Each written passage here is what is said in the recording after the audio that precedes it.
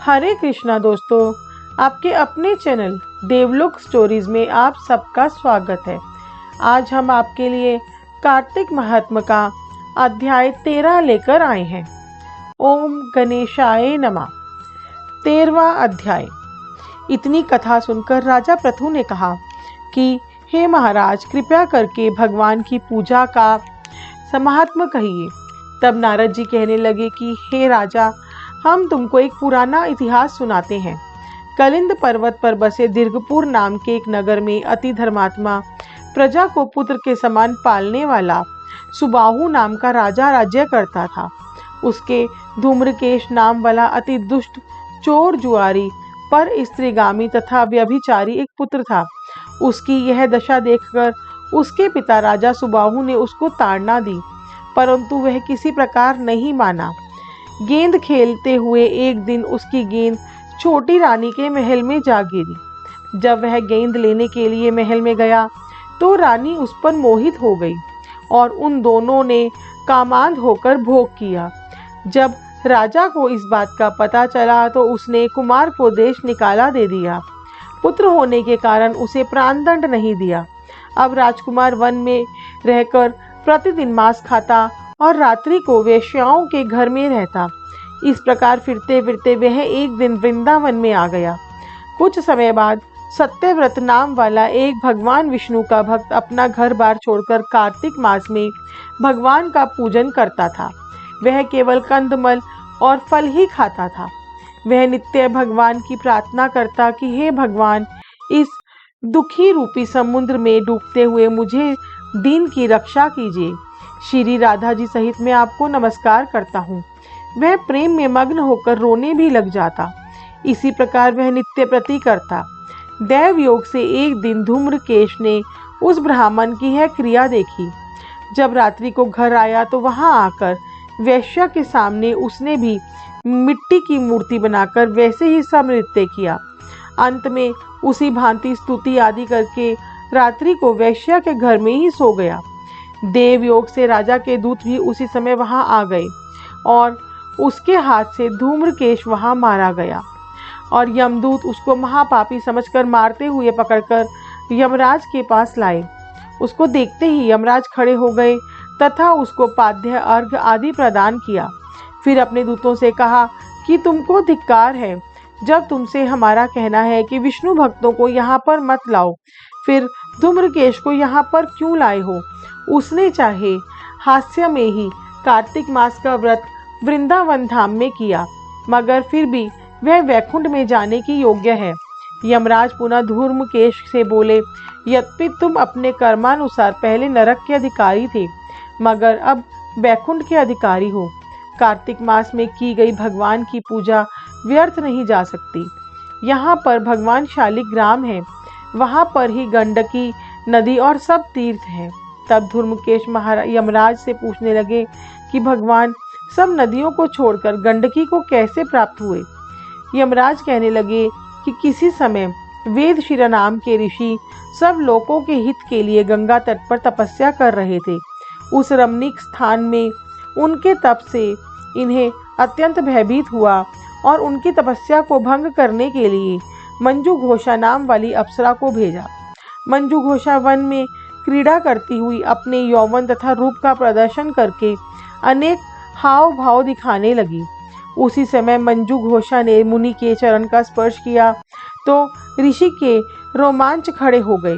उस समय मंजू घोषा ने ऋषि को अपने वश में जानकर उनके गले में अपनी भुजाएं डाल दी। तब ऋषि ने क्रोधित होकर शाप दिया कि तुम मुझे इस संसार सागर में डालने को उद्यत हुई हो, सो तुम नदी बन जाओ। तब मंजुला घोषा कहने लगी कि हे मुने, मैं श्राप योग्य नहीं हूँ, आप मुझे क्षमा कर दीजिए। तब मुनि कहने लगे कि जिस समय विष्णु वृंदा के श्राप में शिला रूप होकर तुम में गंडकी नदी में स्थित होंगे, तब तुम भगवान को धारण करने वाली होगी। अतः तुम्हारा श्राप वरदान से भी अधिक श्रेष्ठ होगा। यमराज कहने लगे कि हे राजकुमार, अब तुम विष्णु लोक को जाओ। तब धूम्रकेश सुंदर विमान में बैठकर वैकुंठ लोक को चला गया। 13वां अध्याय संपूर्ण हुआ। तुलसी महारानी नमो नमो, हरि की पटरानी नमो नमो। धन तुलसी पूरन तप कीनो, शालिग ग्राम बनी पटरानी। जाके पत्र मंजरी कोमल, श्रीपति कमल चरण लपटानी नमो नमो।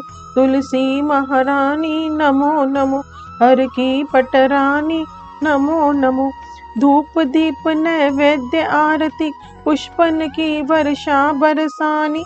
56 भोग 3600 व्यंजन, बिन तुलसी हरि एक न मानी।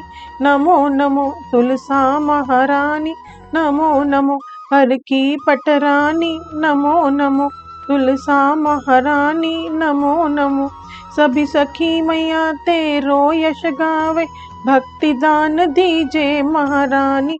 नमो नमो तुलसा महारानी नमो नमो, हर की पटरानी नमो नमो।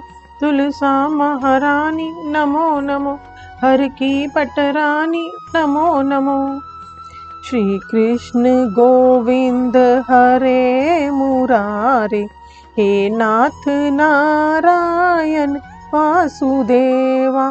श्री कृष्ण गोविंद हरे मुरारे, हे नाथ नारायण वासुदेवा। श्री कृष्ण गोविंद हरे मुरारे, हे नाथ नारायण वासुदेवा। श्री कृष्ण गोविंद हरे मुरारे, हे नाथ नारायण वासुदेवा। श्री कृष्ण गोविंद हरे मुरारे, हे नाथ नारायण वासुदेवा। श्री कृष्ण गोविंद हरे मुरारे, हे नाथ नारायण वासुदेवा।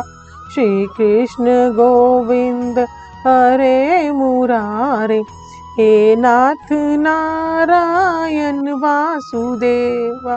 श्री कृष्ण गोविंद हरे मुरारे, हे नाथ नारायण वासुदेवा।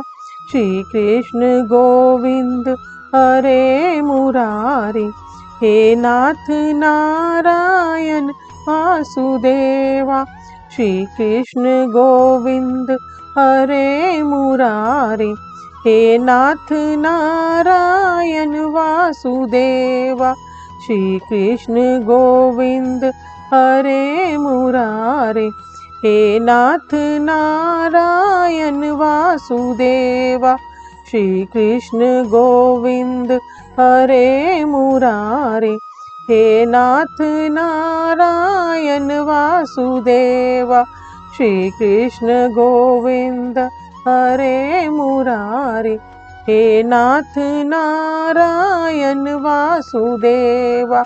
श्री कृष्ण गोविंद हरे मुरारे, हे नाथ नारायण वासुदेवा। श्री कृष्ण गोविंद हरे मुरारे, हे नाथ नारायण वासुदेवा। श्री कृष्ण गोविंद हरे मुरारे, हे नाथ नारायण वासुदेवा। श्री कृष्ण गोविंद हरे मुरारे, हे नाथ नारायण वासुदेवा। श्री कृष्ण गोविंद हरे मुरारे, हे नाथ नारायण वासुदेवा। श्री कृष्ण गोविंद हरे मुरारे, हे नाथ नारायण वासुदेवा। श्री कृष्ण गोविंद हरे मुरारे, हे नाथ नारायण वासुदेवा। श्री कृष्ण गोविंद हरे मुरारे, हे नाथ नारायण वासुदेवा। दोस्तों, आपको ये वीडियो कैसी लगी हमें कमेंट करके जरूर बताइएगा। कार्तिक मास के महात्म्य के सभी अध्याय और कहानियाँ सुनने के लिए हमारे चैनल को सब्सक्राइब कीजिए। हमें इतना प्यार और सहयोग देने के लिए आप सबका बहुत बहुत धन्यवाद।